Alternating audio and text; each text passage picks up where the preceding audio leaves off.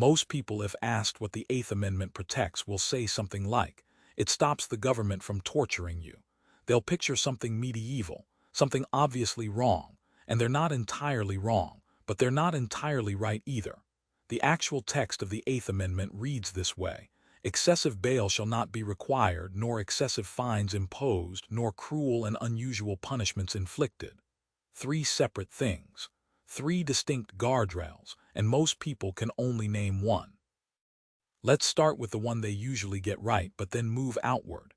In 1791, when the amendment was ratified, cruel and unusual punishment pointed to specific practices people remembered or had read about: drawing and quartering, burning at the stake, public pillorying where a person stood locked in wood stocks while townspeople threw things. Those were the reference points. The kind of punishment that didn't just cause pain, it humiliated, it destroyed, it lingered. But here's what matters now. The amendment doesn't list those examples. It doesn't say torture specifically.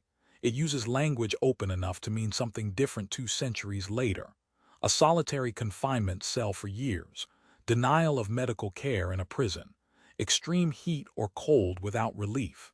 A court has to ask each time, does this cross the line from discipline into something that degrades human dignity itself? The question is vague by design. It has to be, because cruelty doesn't announce itself in new eras the same way it did in old ones. The Supreme Court applies what's called a proportionality test now. Is the punishment grossly disproportionate to what the person actually did? A 25-year sentence for theft, a life sentence handed down under a 3 strikes law for a third nonviolent offense. That math becomes the court's job to examine. But here's the honest part: the bar is high.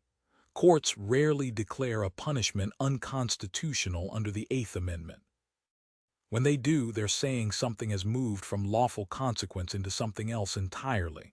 The threshold exists. It's just not written down in numbers, which brings us to the other two parts, the ones people forget about entirely. A judge sets bail. The amount is supposed to ensure you show up to trial, but excessive to whom? $1,000 crushes someone earning $20,000 a year. It's pocket change for someone else. The amendment asks the judge to think about proportionality, not just the crime, but the person standing in front of them. In practice, this question lives in county courtrooms every day, and the answers vary wildly depending on where you live and who's sitting on the bench.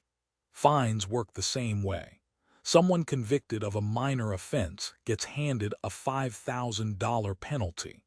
The court is supposed to consider whether that person can actually pay it, whether the fine destroys them financially while leaving someone wealthier barely bothered. The math reveals the problem the amendment tries to address: a punishment that works as intended only if applied with an eye toward the person receiving it. Two judges can look at the same sentence, the same conditions, and reach opposite conclusions. That disagreement isn't a failure of the amendment. It's where rights actually live, precisely where reasonable people can honestly disagree about where a line should fall. The Eighth Amendment doesn't prevent most punishments. It prevents the extremes. It's a guardrail, not a wall. That modesty is what allows it to work across centuries, and what keeps it from being erased the moment the political winds shift.